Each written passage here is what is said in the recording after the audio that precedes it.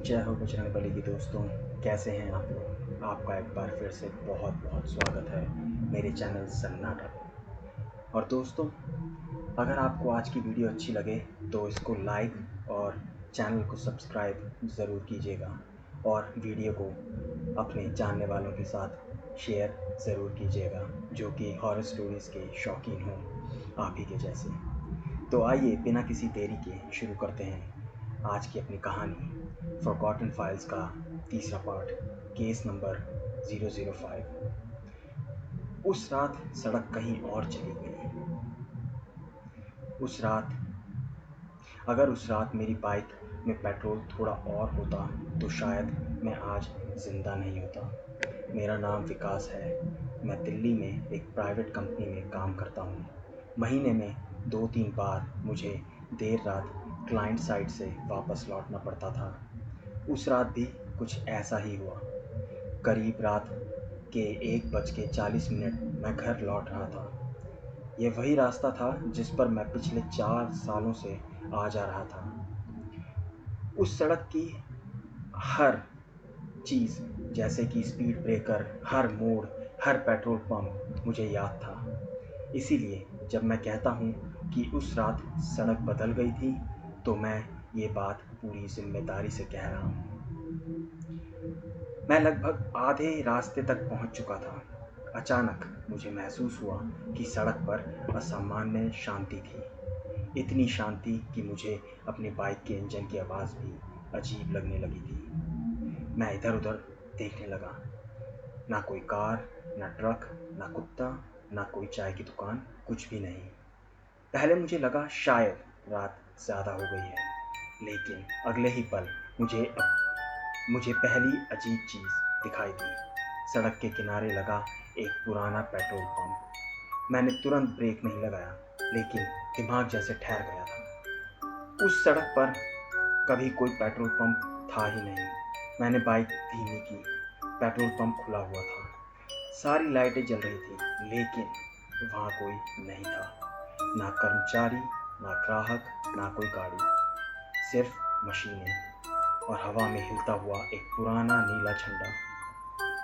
मैंने सोचा शायद कोई नया पंप बन गया होगा और मैंने ध्यान नहीं दिया होगा, लेकिन तभी मेरी नज़र उसके बोर्ड पर गई। उस पर बड़े अक्षरों में लिखा था, अगला पेट्रोल पंप 86 किलोमीटर बाद। मैंने कुछ सेकंड्स तक उस बोर्ड को देखा। फिर मेरे दिमाग में एक सवाल आया, 86 किलोमीटर्स? मेरा घर तो यहाँ से मुश्किल से 11 किलोमीटर दूर है। मैंने जेब से मोबाइल निकाला, सोचा मैप खोलकर देखता हूँ। स्क्रीन ऑन हुई। बैटरी 62% थी। नेटवर्क पूरा था, लेकिन मैप खुलते ही उस पर सिर्फ एक सीधी ग्रे लाइन दिखाई दी। ना मेरी लोकेशन, ना सड़क का नाम, ना शहर, कुछ भी नहीं। मैंने ऐसा पहले कभी नहीं देखा था। मैंने मोबाइल बंद किया, एक गहरी सांस ली और खुद से कहा, विकास, तू बेवजह डर रहा है। 5 मिनट में घर पहुंच जाएगा। मैंने बाइक फिर स्टार्ट की, लेकिन जैसे ही एक्सेलरेटर घुमाया, पीछे से किसी ने बिल्कुल सामान्य आवाज़ में कहा, उधर मत जाइए। आवाज़ में डर नहीं था, जल्दी नहीं थी, बस जैसे कोई रास्ता बता रहा हो। मैंने तुरंत पीछे मुड़कर देखा। पेट्रोल पंप के ऑफिस का दरवाज़ा खुला हुआ था और उसके अंदर कोई खड़ा था। मुझे पूरा यकीन है, जब मैं 2 मिनट पहले वहाँ रुका था तब वहाँ कोई नहीं था। कुछ सेकंड्स तक मैं वहीं खड़ा रहा। मुझे समझ नहीं आ रहा था कि उस आदमी से बात करूं या सीधा बाइक घुमाकर भाग जाऊं। लेकिन एक बात मेरे दिमाग में अटक गई थी, अगर वो सच में पेट्रोल पंप का कर्मचारी था तो उसने मुझे उधर मत जाइए क्यों कहा। मैं धीरे धीरे उसकी तरफ बढ़ा। जैसे जैसे मैं पास पहुंचा, वैसे वैसे मुझे महसूस हुआ कि वह मुझे देख नहीं रहा था।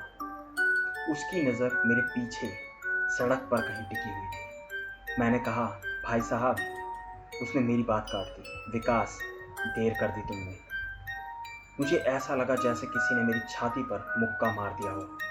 मैंने उसे कभी नहीं देखा था, मैंने अपना नाम नहीं बताया था, फिर भी उसे मेरा नाम कैसे पता था? मैंने घबराकर पूछा, आप मुझे जानते हो? वो पहली बार मेरी तरफ मुड़ा। उसके चेहरे पर कुछ भी अजीब नहीं था, बिल्कुल साधारण आदमी, लगभग 55 साल की उम्र, हल्की दाढ़ी, पुरानी नीली यूनिफॉर्म, लेकिन उसकी आंखों में एक अजीब सी थकान थी, जैसे वो कई दिनों से सोया ना हो। उसने बहुत धीरे से बोला, तुम्हें रास्ते में कुछ बदलाव दिखाई दिया? मैंने बिना सोचे जवाब दिया, हाँ, ये पेट्रोल पंप, ये पहले कभी नहीं था। उसने मेरी तरफ कुछ सेकंड्स तक देखा, फिर मुस्कुराया भी नहीं, बस इतना कहा, अच्छा है, अभी भी याद है। उसके ये शब्द सुनकर मेरी रीढ़ में ठंडक उतर गई। क्या मतलब, अभी भी याद है? उसने कोई जवाब नहीं दिया। वो धीरे से बाहर आया और सड़क की तरफ देखने लगा। फिर उसने पूछा, समय कितना हुआ है? मैंने मोबाइल निकाला, स्क्रीन जली। इस बार नेटवर्क गायब था, लेकिन समय देखकर मैं वहीं जम गया। 1:40। मैंने दोबारा देखा, 1:40। मैंने मोबाइल लॉक किया, फिर खोला, 1:40। मैंने घड़ी को लगभग 5 मिनट पहले भी देखा था। हमने इतनी देर बात की थी, लेकिन समय एक भी मिनट आगे नहीं बढ़ा था। मैंने घबरा कर कहा, मेरे फ़ोन में कुछ गड़बड़ है। वो आदमी पहली बार हल्का सा हंसा, लेकिन वो हंसी खुशी वाली नहीं थी। उसने सिर्फ इतना कहा, फ़ोन में नहीं विकास, समय में गड़बड़ है। इतना कहकर उसने सड़क के दूसरी तरफ इशारा किया। मैंने उधर देखा और पहली बार मुझे महसूस हुआ कि सड़क पर लगे सारे बिजली के खंभे धीरे धीरे एक ही दिशा में झुके जा रहे थे। हवा बिल्कुल नहीं चल रही थी, फिर भी वे ऐसे झुक रहे थे जैसे कोई बहुत भारी चीज सड़क के आखिरी छोर पर उन्हें अपनी तरफ खींच रही हो। मैंने आंखें मलकर दोबारा देखा। इस बार सब कुछ बिल्कुल सामान्य था, सीधे खंभे, खाली सड़क, शांत रात। मैंने राहत की सांस ली, लेकिन तभी वो आदमी बहुत धीमी आवाज में मुझसे बोला, तुमने भी देख लिया? अब शायद वो भी तुम्हें देख चुका है। उस आदमी की आखिरी बात सुनकर मैं कुछ सेकंड्स तक बिल्कुल चुप खड़ा रहा। अब शायद वो भी तुम्हें देख चुका है? मैंने तुरंत पूछा, कौन? उसने जवाब नहीं दिया। वो मुड़ा, पेट्रोल पंप के ऑफिस में गया और एक पुरानी डायरी लेकर वापस आया। डायरी के पन्ने पूरी तरह पीले पड़ चुके थे। उसने बिना कुछ कहे वो डायरी मेरी तरफ बढ़ा दी। मैंने पन्ना खोलकर देखा, उस पर तारीख लिखी थी, 17 जुलाई 1998। नीचे कुछ लाइनें थीं, आज रात फिर एक आदमी आया। उसे भी यही लगा कि वो अपने घर जा रहा है। उसे भी सड़क बदली हुई लगी, उसे भी विश्वास नहीं हुआ।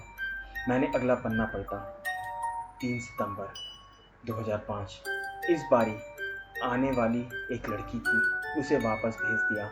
सुबह तक शायद उसे कुछ याद नहीं रहेगा। मैंने तीसरा पन्ना खोला, 11 जनवरी 2016।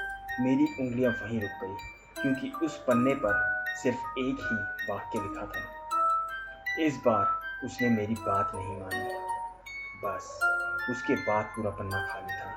मैंने घबरा कर पूछा, ये डायरी किसकी है? उसने मेरी तरफ देखा कुछ देर, फिर बोला, हर बार जो यहाँ रुक जाता है, डायरी वही आगे लिखता है। मेरे हाथ से डायरी लगभग गिर गई।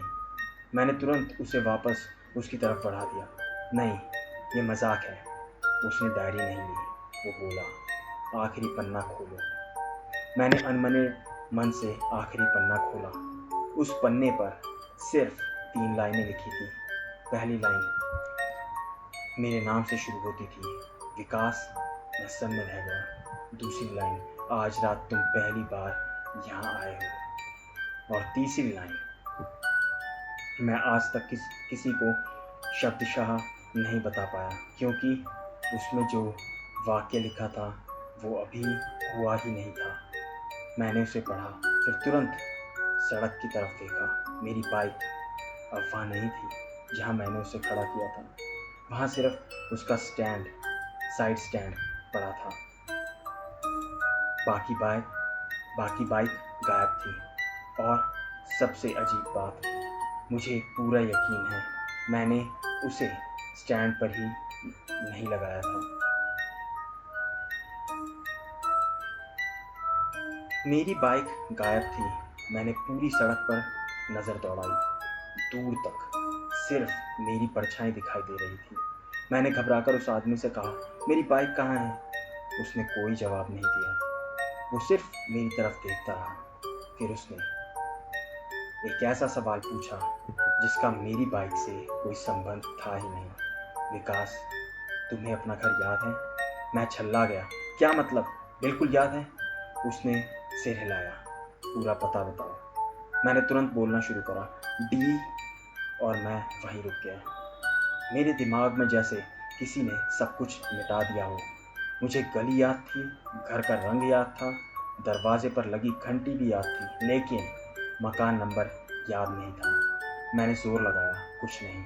उसने फिर पूछा, पिता का मोबाइल नंबर? मैंने जेब से मोबाइल निकालना चाहा, लेकिन अचानक महसूस हुआ मुझे नंबर याद ही नहीं था। ये वही नंबर था जिस पर मैं पिछले 10 साल से बात कर रहा था। मैंने खुद को समझाया, घबराहट की वजह से मुझे याद नहीं आ रहा होगा। लेकिन तभी उस आदमी ने बहुत शांत आवाज में कहा, यही शुरुआत होती है। मैंने पूछा, किस चीज़ की? उसने सड़क की तरफ इशारा किया। जो लोग इस रास्ते पर ज़्यादा देर रुक जाते हैं वे रास्ता नहीं भूलते, रास्ता उन्हें भूलने लगता है। मैं कुछ समझ नहीं पाया। उसी समय दूर से एक बस आती दिखाई दी। मैंने राहत की सांस ली। आखिर कोई तो था। दूर से आती हुई बस आखिर मेरे सामने आकर रुक गई। उस समय मुझे ऐसा लगा जैसे मेरी जान में जान आ गई हो। कम से कम अब मैं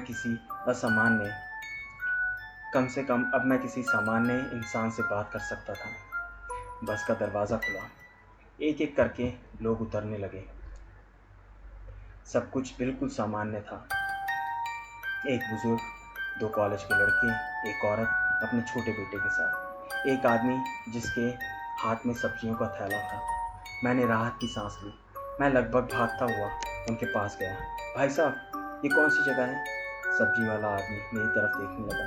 उसके चेहरे पर हैरानी थी। फिर उसने हंसकर कहा, क्या बात कर रहे हो साहब, अपने ही शहर को नहीं पहचान रहे? मेरे शरीर में सिरहंसी दौड़ गई। मैंने पूछा, नहीं, मेरा मतलब ये सड़क कौन सी है? इस बार उसका जवाब इस आदमी ने नहीं दिया। उसके साथ खड़े लगभग 10 साल के लड़के ने दिया। उसने अपनी माँ का हाथ पकड़कर मेरी तरफ इशारा किया और बिल्कुल मासूमियत से कहा, मम्मी, ये वही अंकल है ना? औरत ने मेरी तरफ देखा। कुछ सेकंड्स देखती रही। फिर उसके चेहरे का रंग बदल गया। उसने तुरंत बच्चे का हाथ पकड़ा और धीरे से कहा, चुप, ऐसे नहीं बोलते।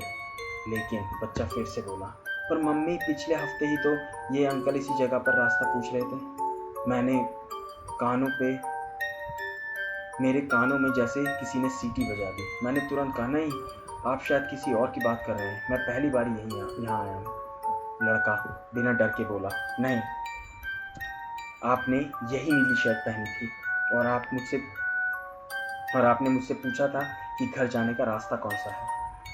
मेरे हाथ अपने आप मेरी शर्ट की तरफ चले गए। मैंने नीचे देखा।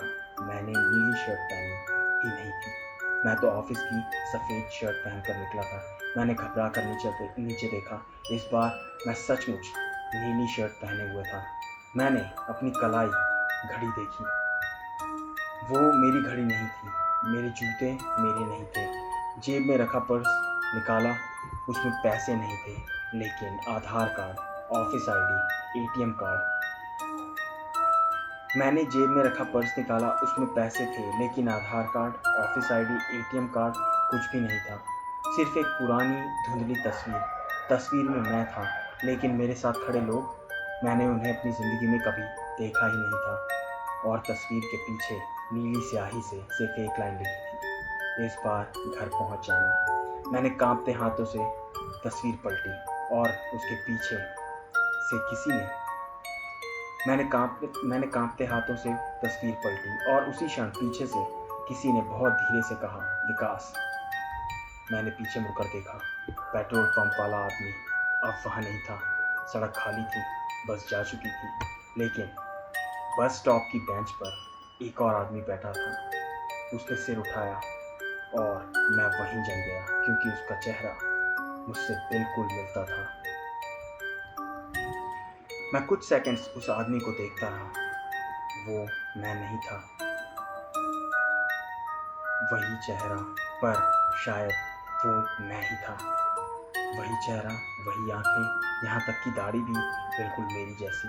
बस एक फर्क था, वो मुझसे थोड़ा ज़्यादा थका हुआ लग रहा था, जैसे कई महीनों से ठीक से सोया ना हो। वो धीरे से बेंच से उठा, मेरी तरफ आया। मैं पीछे हट गया, लेकिन उसने मेरे पास आकर सिर्फ एक सवाल पूछा, आज कौन सी तारीख है? मैंने बिना सोचे समझे जवाब दिया, 18 जुलाई। उसने आंखें बंद कर ली, फिर बहुत धीरे से मुस्कुराया। वो मुस्कुराहट राहत की थी, खुशी की नहीं। उसने कहा, तो इस बार तुम मुझसे पहले पहुंच गए। मैं कुछ समझ नहीं पाया। मैंने पूछा, तुम हो कौन? उसने मेरी बात अनसुनी कर दी। जेब से एक मुड़ा हुआ कागज निकाला, वो मेरी तरफ बढ़ाया। मैंने खोला।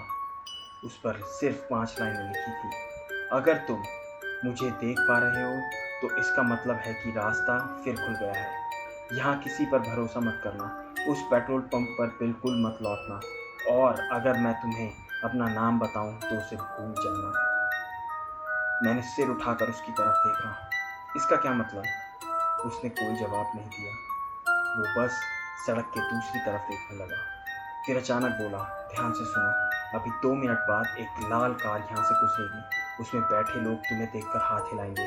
तुम उन्हें पहचानोगे नहीं, लेकिन वो तुम्हें तुम्हारे बचपन के नाम से बुलाएंगे। मैंने झुंझलाकर कहा, ये सब बकवास है। वो शांत रहा। अगर ऐसा ना हो तो समझ लेना मैं पागल हूँ। हम दोनों सड़क के किनारे खड़े हो गए। करीब 2 मिनट तक कुछ नहीं हुआ। मैंने सोचा, अब ये झूठ पकड़ा जाएगा। तभी दूर से एक लाल कार आके दिखाई दी। मेरे हाथ ठंडे पड़ गए। कार बिल्कुल हमारे सामने आकर धीमी हुई। अंदर बैठे एक बुजुर्ग आदमी ने शीशा नीचे किया, मुझे देखकर मुस्कुराया और जोर से बोला, अरे चिंटू, इतने साल बाद। मेरी सांसें अटक गई। चिंटू, ये नाम मुझे बचपन में सिर्फ मेरी नानी बुलाती थी। नानी की मौत को 12 साल हो चुके थे। मैं उस आदमी को नहीं पहचानता था, कभी नहीं, लेकिन उसकी आंखों में मुझे पहचानने की खुशी बिल्कुल असल थी, जैसे वो सचमुच मुझे बचपन से जानता हो। कार आगे निकल गई। मैंने कांपते हाथों से उस आदमी की तरफ देखा, लेकिन अब वो वहाँ नहीं था। बेंच खाली थी, ज़मीन पर सिर्फ एक कागज़ पड़ा हुआ था। मैंने उसे उठाया। इस बार उस पर 5 लाइनें नहीं थी, सिर्फ एक लाइन थी, अब तुम्हें भी याद आना शुरू हो जाएगा। मैंने घबराकर कागज़ मोड़ा और तभी पहली बार मेरे दिमाग में ऐसी याद उभरी जो मेरी हो ही नहीं सकती थी। मुझे साफ साफ याद आया कि मैं इसी सड़क पर एक छोटे लड़के का हाथ पकड़कर चल रहा हूँ। वो मुझे पापा कहकर बुला रहा है, लेकिन मैंने आज तक शादी की ही नहीं थी। मैंने उसी समय उसके सर पर दोनों हाथ रख दिए। उसके दिमाग में जैसे मेरे दिमाग में जैसे 2 जिंदगियां एक साथ चल रही थी। मैंने उसी समय अपने सर पर दोनों हाथ रख लिए। मेरे दिमाग में जैसे 2 जिंदगियां एक साथ चल रही थी। एक जिसमें मैं दिल्ली में नौकरी करता था, दूसरी जिसमें मैं किसी छोटे शहर में रहता था और एक छोटा सा लड़का मुझे पापा कहकर बुलाता था। दोनों याद एक दूसरे से टकरा रही थी। मुझे समझ नहीं आ रहा था कि असल कौन सी है। तभी मेरी जेब में रखा मोबाइल बजा। मैंने कांपते हाथों से बाहर निकाला। स्क्रीन पर लिखा था, माँ कॉलिंग। मैंने बिना किसी देरी के कॉल उठा ली। हेलो माँ। कुछ सेकंड्स तक दूसरी तरफ सन्नाटा रहा। फिर एक महिला की आवाज़ आई, लेकिन वो मेरे माँ की आवाज़ नहीं थी। उसने बहुत सामान्य लहजे में कहा, इतनी देर कहाँ रह गए? आरव कब से तुम्हारा इंतजार कर रहा है। मैं कुछ बोल ही नहीं पाया। कौन? दूसरी तरफ कुछ पल की चुप्पी रही। फिर वो हंस पड़ी, ऐसी हंसी जैसे मैंने कोई अजीब मजाक कर दिया हो। क्या हुआ विकास, अपनी ही आवाज़ नहीं पहचान रहे? मेरा पूरा शरीर सुन्न पड़ गया। मैंने तुरंत कॉल काट दी। दिल इतनी तेजी से धड़क रहा था कि मुझे अपने सांसों की आवाज़ सुनाई दे रही थी। मैंने दोबारा उसी नंबर पर कॉल मिलाई। इस बार रिकॉर्डिंग आई, ये नंबर अस्तित्व में नहीं है। मैं वहीं सड़क के किनारे बैठ गया। मेरे हाथ कांप रहे थे। मैंने खुद को शांत करने के लिए जेब से पानी की बोतल निकाली, लेकिन वो मेरी बोतल नहीं थी। वो स्टील की एक पुरानी बोतल थी जिस पर काले मार्कर से लिखा था आरव कक्षा 2। मैंने बोतल ऐसे गिरा दी जैसे उसमें करंट हो। मैंने तुरंत अपनी जेब टटोलनी शुरू की। हर जेब में कुछ न कुछ बदल चुका था। एक पुरानी घर की चाबी थी जिसे मैंने कभी नहीं देखा था। एक किराने की दुकान की पर्ची जिस पर तारीख लिखी थी 18 जुलाई, लेकिन साल लिखा था 2034। मैंने घबराकर फिर तारीख देखी, 2034, यानी आज से 8 साल बाद। उसी समय मेरे पीछे से किसी बच्चे ने आवाज़ लगाई, पापा। मैंने धीरे धीरे मुड़कर देखा।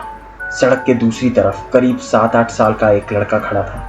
वो मुझे देखकर मुस्कुरा रहा था। उसने हाथ हिलाया जैसे वो मुझे रोज़ देखता हो, और सबसे अजीब बात, उसे देखकर मेरे मुंह से बिना सोचे निकला, आरव। मैंने ये नाम पहली बार अपनी ज़िंदगी में लिया था। फिर भी ऐसे लगा जैसे मैं उसे बरसों से जानता हूँ। लड़के के चेहरे पर मुस्कान और गहरी हो गई। उसने सिर्फ एक बात कही, इस बार आप देर से आए हो। और फिर वो मुड़ा और सड़क के उस हिस्से की तरफ चलने लगा जहाँ कुछ देर पहले तक सड़क थी ही नहीं। मेरे पैर अपने आप पीछे हट गए। मैं उस बच्चे के पीछे नहीं गया। मुझे सिर्फ एक ही बात समझ आ रही थी, मुझे यहाँ से निकलना है। मैं मुड़ा और पूरी ताकत से दौड़ना शुरू कर दिया। पीछे मुड़कर देखने की हिम्मत भी नहीं हुई। मैं बस भागता रहा। करीब 5 मिनट बाद मेरी सांस टूट गई। मैं सड़क के किनारे रुक गया। मैंने राहत की सांस ली। बच गया। मैंने पहली बार पीछे मुड़कर देखा। ना पेट्रोल पंप था, ना वो बच्चा, ना वो आदमी, सिर्फ वही पुरानी सड़क जिसे मैं 4 साल से जानता था। दूर वही फ्लाईओवर, वही बंद चाय की दुकान, वही टूटा हुआ डिवाइडर। सब कुछ वापस सामान्य था। मैंने खुद को समझाया, शायद मुझे पैनिक अटैक आया था। मैंने जेब से मोबाइल निकाला। नेटवर्क वापस आ चुका था। मैप खुल गया। लोकेशन सही थी। समय 2:07 AM।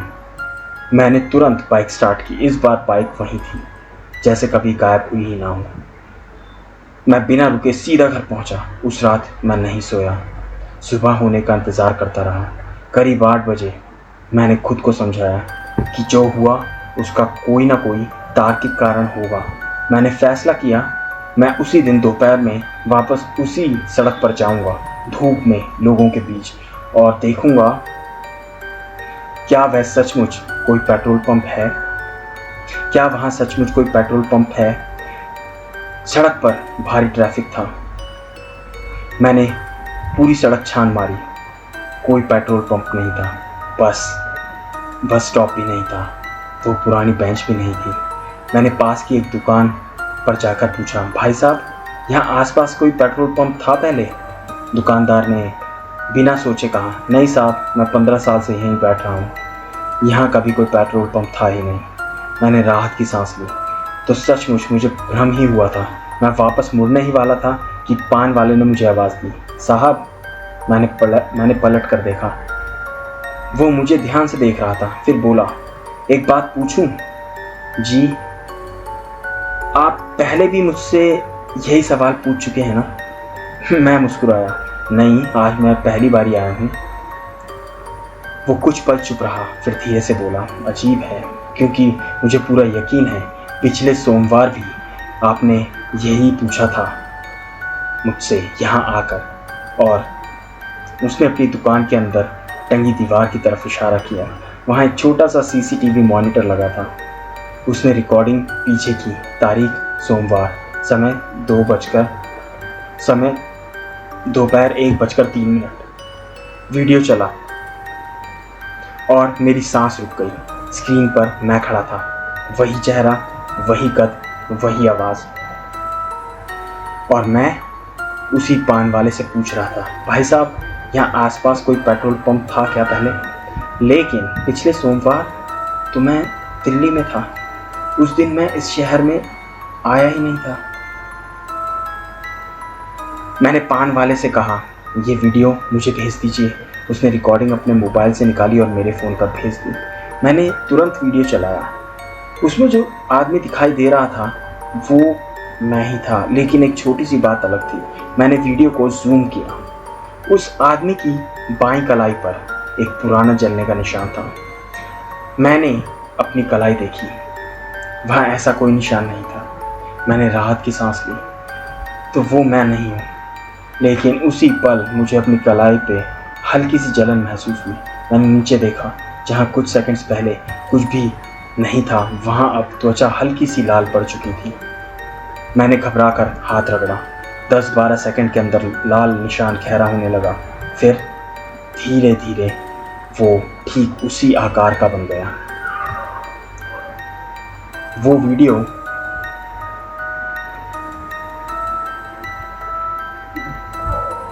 धीरे धीरे वो उसी आकार का बन गया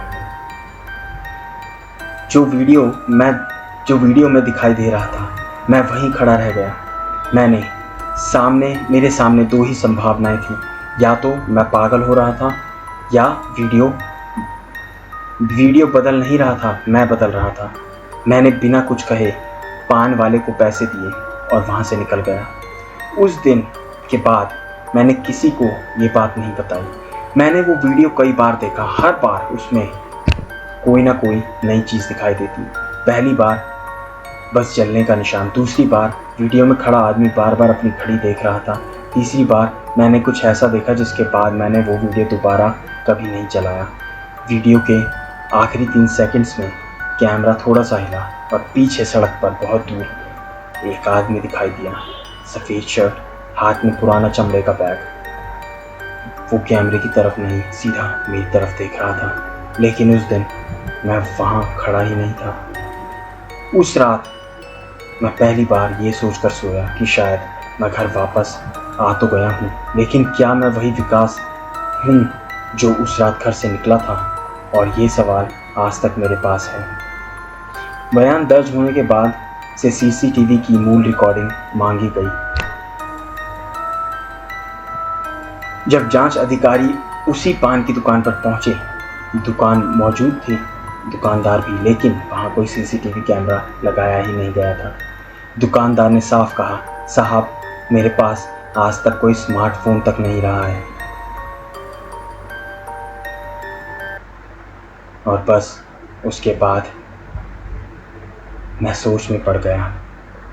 अगर सीसीटीवी था ही नहीं तो विकास ने वीडियो आखिर किसका देखा था?